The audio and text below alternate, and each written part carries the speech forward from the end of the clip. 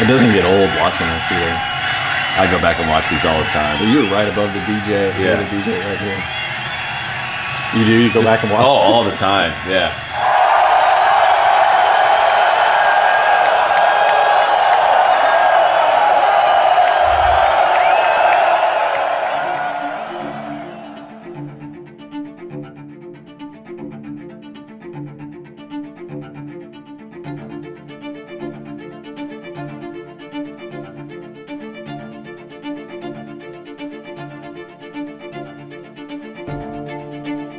Is this the closest you could possibly live with some Straits? I don't think there's anybody closer, yeah.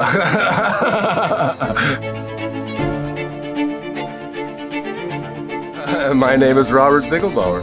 And that's where Ziggy comes from, yeah. Can you hear ovations from the golf course on your Oh, property? yeah. And when the damn blimp comes over, it messes the TV up a little bit. That's it, really.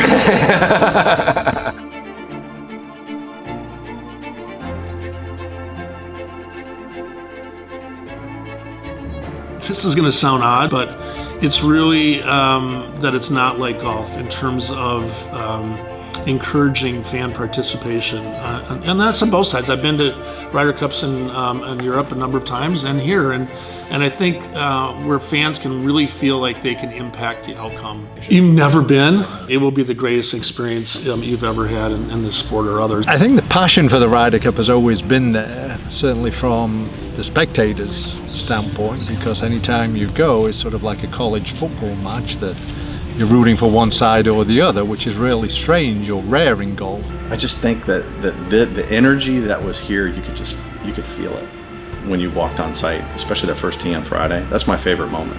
It's still pitch dark. As soon as you open the door of the car, you just hear it. Not even, it's from a distance, but it doesn't even sound like it's that far away. It's dark and there's a lot of anticipation, and then you kind of get that golden hour where the light starts coming up and the excitement level starts to ramp up, and there's, you can kind of feel the anxiety, you can hear the anxiety, and it just builds and builds and builds, and then the light comes up, and then you're looking at the golf course, there's a little bit of fog, it's beautiful weather, and then the players walk up and everything's unleashed. The hairs on my arm and my leg are just standing up vertical.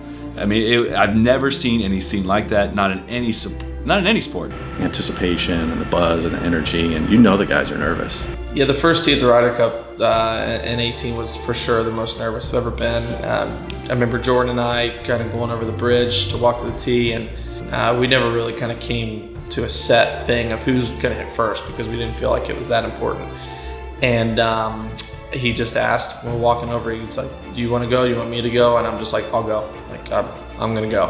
When I hit 5 wood off of a tee box, I don't put it on a tee because I like it better off the ground. I feel like I can hit it better. So, and I always tell people that I think if I had to put it on a tee, I don't think I could have gotten the ball on the tee. I was so nervous. So I was glad my partner made a 3 and got off to a nice start because I was definitely feeling it. So it's probably no great secret. We really love the Ryder Cup. Soly really loves the Ryder Cup. Maybe an unhealthy amount. So we had pitched BMW on this idea. There's something kind of fun about the last 4 American Ryder Cup venues. They're all in fairly close proximity to each other, kind of in and around the Midwest. So we pitched this idea to BMW. What if you gave us a really nice car? We drove around to all those venues. We saw some sites. We played some golf. And they totally went for it. That was great. You got to remember, this was about 3 years ago when we pitched this now. This was meant to come out a while ago. This is a long time ago. This is 20 pounds ago for me. A lot of gray hair has come in since then. I was going to say, I don't like the poundage. I did have more hair back then. Golf swing was a mess. It's a very weird time capsule to do this 2 years later, but here we are.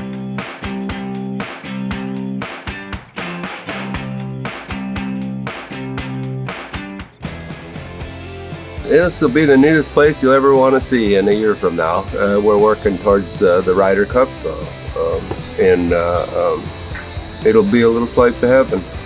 When the tournament's not around here, he's usually doing antique stuff, so rummage sales, whatnot. So when we showed up to Whistling Straits, it was absolutely beautiful.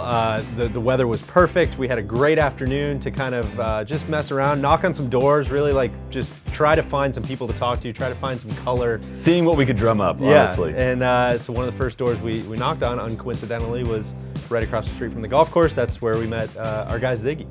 The flags represent the kids who stay here with me. Yeah, I hope to get them all back for the Ryder Cup on that Saturday afternoon. Yeah. They're probably the only chance I get to do that, and that will be really cool. This will be where the live stage is. They'll have speakers up here and here, beer tent outside with Budweiser, and then yeah, pretty much a big old party. The bar's gonna be back here. Yeah, this is the setup. Just a good old Wisconsin barn party. The people are hardworking, mainly blue-collar people that are very, very, very nice people. You know, they're very easy to get along with. You go to some of these small towns and you walk by people on the street and they'll say hi to you. Very laid back. This is a lot more relaxed and just easygoing, temperate kind of place. You know, it's not like a big city here in Wisconsin. You know, everybody feels like they're a part of these teams too. That's a real unique thing about, I think, Wisconsin too, is, you know, whether it's the Badgers, the Packers, the Bucks, the Brewers, it'll be this team here on the golf side of things, you know, the U.S. team here, that they feel an ownership of these teams. I grew up, I went within 5 miles of my home all my life. But here, the people take great pride in their community, and they like to keep it green there. They want to keep it farmland. And it creates this really special place. I've traveled the world, friend, and coming home is always my favorite because it's hard to find home when you're away from it. I'll tell you what, Portrush comes a close second for me. Wisconsin's probably about the same population as Ireland, but it's 5.6 million, 5.3 million, something like that. Ireland's, for the Republic of Ireland, is about that. So you're looking at a similar type population, similar type land. The Irish people take it to heart when we have a sporting event. They take ownership of it. They come out, they support, they get involved. The man in the street in Ireland gets involved. You know, he's interested, wants to know what's happening, looks for a free ticket. You know, that's the Irish way. But we all celebrate our big sporting occasions. This will be enormous. We get to host the world. You know, it'd be like. To me, I want it to be like an old block party and everybody have fun. The pre-state, you know, there's a lot of farm ground and rolling hills, and we got a beautiful spot here to play too. What's unique about Whistling Straits? That it was a farm field and now it looks like the moon. I've left twice and I've came back twice, so if that has anything to say about the golf course, it's a pretty special place. How's it different now than before the golf course was built? More tractors going down the road. I mean, it was all farm, you know. It was an army camp at one time. And then it kind of just got left go, and it was just kind of wasteland. I heard there was a lot of dumping going on, so it wasn't very nice there for a while. Then they thought they were going to make it maybe into a power plant, I heard, and then Mr. Kohler bought it up and decided to make a golf course. We got 1 year to go from today, the start of the Ryder Cup. The last few in the Midwest have gotten really, really, really lucky with weather. But as you can see here, this is very clearly a possibility of what we might be dealing with a year out from today. We'll see. Who can say? Who can say?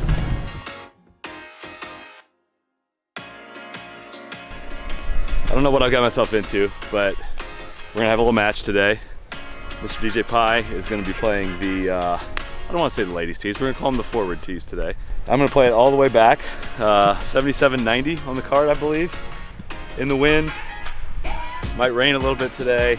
We're gonna see if we can set the course record. Course record. Straight face. All right. So we had to stack the deck in my favor. We had to come up with a couple of different types of weird competitions. We came up with a different game to play every day, and at Whistling Straits, I think it was one of the more fun experiments we've come up with. You were playing it all the way back. I was playing it all the way up. How many shots difference is it between the back and the red, do you think? We're gonna find out. No strokes, and we'll see what happens. We'll see what happens. May the best man win. This is, I think, why you fund scientific exploration, is to try to get answers like this. So the stakes, very Ryder Cup apropos. One of the more notorious moments from recent Ryder Cups was, of course, Ricky Fowler shaving USA in his head. I believe that was at Glen Eagles for that Ryder Cup over in Scotland. I believe one of the newspaper reporters called him a thuggish jingoist, which is really why the memory has stuck with us.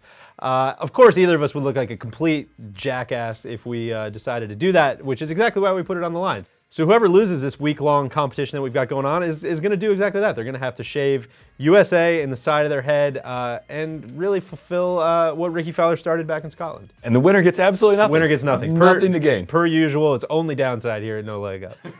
We ran a poll on Twitter. 80% of the audience of about 10,000 people that voted thinks DJ Pie is going to win. I'm not upset about that. If I was a betting man, I would be following the same trends. I'm in for quite a test. Yeah, this is going to be really heartwarming. Soly is, not a lot of people believed in us this season. That's close. Be pretty interesting. I'd put my money on Soly yet. We got one vote, finally. The experiment is theoretically, it should be very easy to score for me. My hardest thing is getting it in the fairway. I would think playing from up here, I could hit less than driver a lot. Probably won't do it. I'll do another one if you get it. Too far left? Yeah. Long at the pin looks like it's maybe okay. Yep, that is fine. Sit.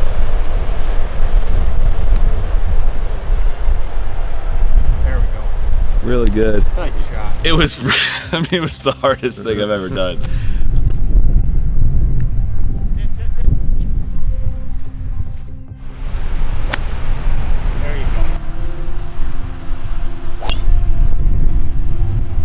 Just checking my literature here. You had what, 597? I got 447. So it's.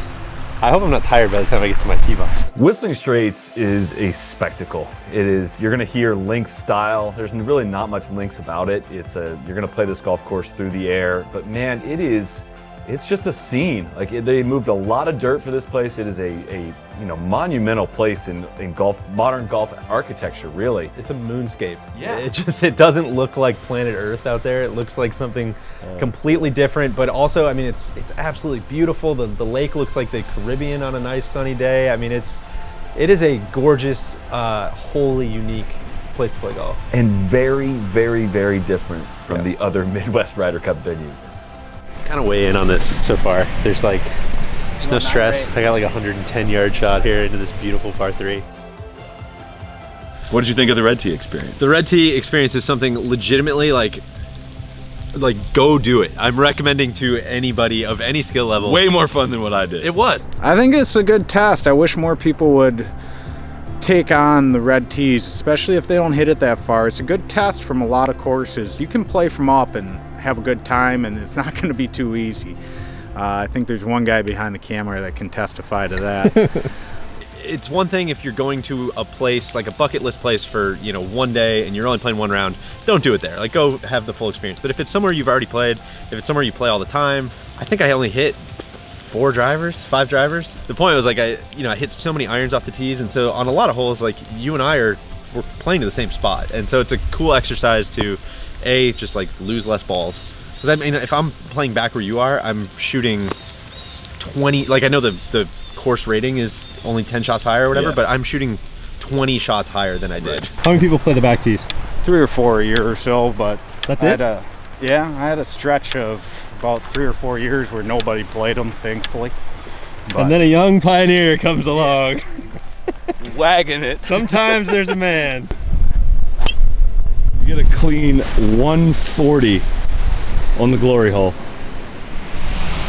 It's just a lot more relaxing. It's a lot more fun. It's a lot more low key to play it up at the red tees. You didn't get greedy. No, you didn't get greedy. You specifically did not get greedy. You don't get greedy out there. You don't try to mash driver everywhere. I think what's kind of interesting is when everybody talks about playing to certain sides of the fairways or playing strategy, playing angles, all that stuff, amateur golfers can't do that for the most part unless you're hitting a 5-iron or you're hitting a 7-iron or 6-iron off the tee, something like that. But once you are doing that, you actually can start kind of getting a little bit more strategy, and you feel like you're playing golf a little bit more than just hanging on for dear life. How would you sum up your philosophy on golf course setup? Well, as I say, for the Ryder Cup, it's now not necessarily in our hands of how we set it up. I think for our championships and for any events, we try and set up any golf course so that the players enjoy the challenge but are able to be rewarded with good play. And if you do that, I think the players enjoy the golf course and the spectators enjoy seeing the players challenged. So making the players think, I think, is always a great way to set any golf course up. And as I say, golfers enjoy playing it that way when you have to think on every shot that you're playing. How specific are, say, like U.S. captains when they're helping you with the setup? Are they telling you, I want the pin here, I want the pin here? Past years, I think it has depended on the captain. You know, some captains have been very hands-on and want to, you know, mow the rough here. You know, let's make this less rough and chop that tree limb here. And other captains have said, no, just set it up like you do for a PGA Championship, and you know, we'll go and play at it. It's fifth hole, Whistling Straits, par 5. It's called Snake. It goes boop, boop, boop. And I mean, like, the mortals all have to play there. Bubba in the 2010 PGA just hit it directly over the corner. It had like wedge in or something like that. Like, you couldn't even have seen that line when you made this golf course. I still don't see it. Oh, it might hit the flag. It might be in the... We'll see how far that is. Yeah, that's great. Very nice. Just got over. Yeah, it was... Big ball. I don't know if we caught all of it, but we'll take it. It's a good 190 carry. Thank you, thank you. So the corner that Bubba cut from the blacks. It was 150 yards behind my tee. And you had downwind. What's your theory about the ball going too far? Well, it doesn't go too far for people like me. It goes too far for people like Bubba. Like, the higher your ball speed, it's exponential, as you can see.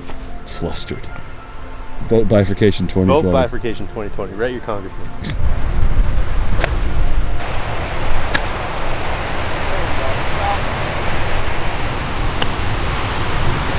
I thought 6 was really cool. Yeah. That bunker on 6. The bunker on 6 is mean spirited and just it's gonna be really fun to see. Someone's gonna hit it in there, and it's gonna be fun to watch. Certainly the drivable hole, the 6th hole, is always fun, and with the deepest pot bunker probably, certainly almost in America, I would think.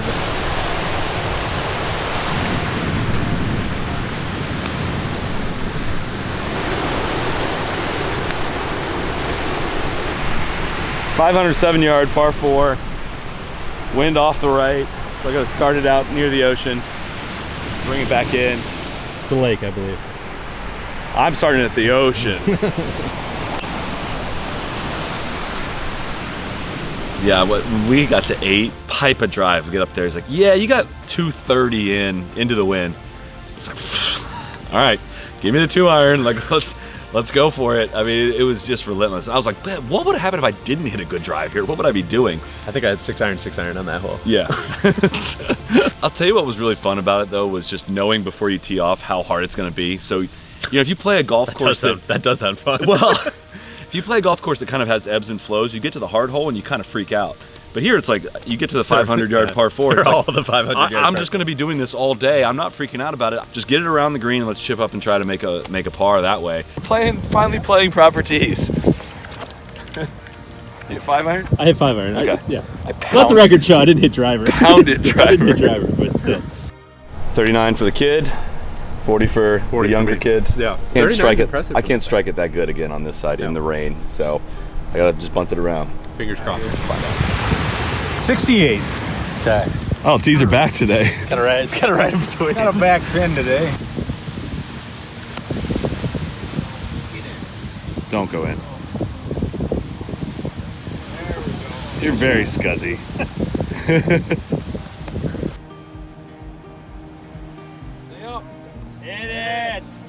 Favorite hole? Favorite hole is the 13th, the only birdie I had of the day. Great hole. Amazing golf hole. It was the only hole that I didn't feel like it was like comically too long. I got to hit a pitching wedge into the green. It kind of bends down to the right. A bit of a blind shot. It's kind of a Pete Dye effect of like, all right, here's the shorter golf hole, but we're not going to just hand you a birdie or an easy hole on a platter. We need one. We got to make one putt. All we need is one putt.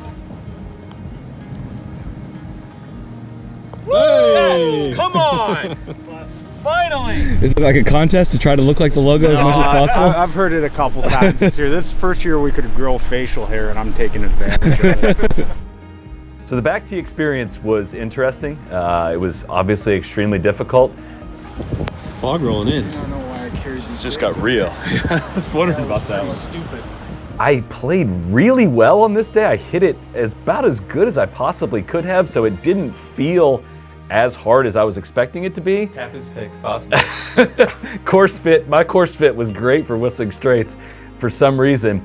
I just couldn't get the damn thing in the hole. I couldn't make the putts. I did the hard part and couldn't get it in the hole, but gosh, that is a golf course that if you were off from those tees, you'd be out there all day. Yeah. I mean, it would just take forever. You have to hit, the course a little soft with the weather we got and everything, but full-time hitters only out there. I mean, especially if they played anywhere near as far back as we did on this day. Best ball for these conditions. That's right. You can't see the ball on the camera, can you? No. Okay, great ball. And especially if they get any weather. I mean, if it starts getting massive crosswinds out there and you're setting it up long, I mean, it's going to be, it could be pretty dicey. So it's going to be an interesting setup. I know it's not the most kind of architecturally strategic golf course on planet Earth, but it's a test, man. It's a major championship type test, and it's going to be really interesting to see how they set it up. The conditions were tough. I kind of crowned your ass, if we're being honest. I had you. I finished bogey, double, bogey, bogey, bogey to shoot 81. And listen, I knew that stretch of the golf course was coming, though. I wanted to cry when I walked off the course. I couldn't have played much better through about 13 holes, and I was having so much fun. But it was a matter of time. You just can't. A player like me can't last 18 holes playing from those boxes. What color you got at 17? I got 250 into the wind. I've got a 3-wood. My man Tony believes I can get it there. I see. That's about as good as he can do there. That is the best golf shot I've ever hit in my life. I know. Yeah? Did you end up right in it? It might have. If a little bit left, that would have been perfect. I've given Whistling Straits all I have. All I have. Pitching wedge. We're halfway between there. What'd you have, 3-wood? Slushy 3-wood. If you birdie 17 coming in, like, that's one of the best golf shots you've hit in your life. You need to be knighted. Yeah, like, exactly. You deserve to be crowned. Yeah. How was that short? That right there? You gotta work out. Listen, conditions are tough. The ball's not, surprisingly, in these conditions, the ball's not jumping today. Not you jumping. didn't get your wedge this far. Oh, listen, that's true. So that's fair. You hate to see it. Folks, we're all tied going to the last. Let's go! This shit. I can't play putt. We're going to be going off the back. We're going off the back here. Where? Where are they going? They're going up top. This way? Tony doesn't walk. I gotta make on my own. Right. How long's the last hole from the back there? 420. 520. Or 520. Just kind of go for the right edge of the right building. Okay. Playing it, thinking through the lens of the Ryder Cup, what kind of venue do you think this is going to be? I think it's gonna be good. I think for the Ryder Cup, you're looking for a couple things. Like, you're looking for it to show up well on TV, which, like, it's definitely gonna do. You're looking for a couple of, like, exciting holes, and when people say exciting holes, they basically mean drivable par 4s. But it's pretty much. So I think 6 and 13 are gonna be really cool for that. Mm-hmm. I think 18 is an awesome finish. I still can't even, like, I almost can't even, like, wrap my head around whether it's a good hole or whether I like it or dislike it or how they made it or how they built it. But it's like where the grandstand's gonna be, and yeah, I don't. It's wild. It's wild, but it's like so wild that it's fascinating. 18th hole. Soly has given everything he has behind a driver and a 3-wood. I've got 5-iron off the tee and a 7-iron in the green. So this is probably the biggest disparity we've seen all day. He's hit it well, just right of the pin. I think that's going to be just fine. It's better than left.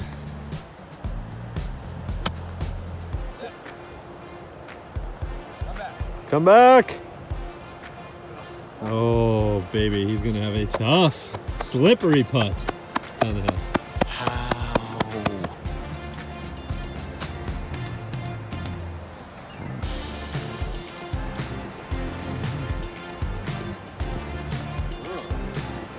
That's what he was looking for.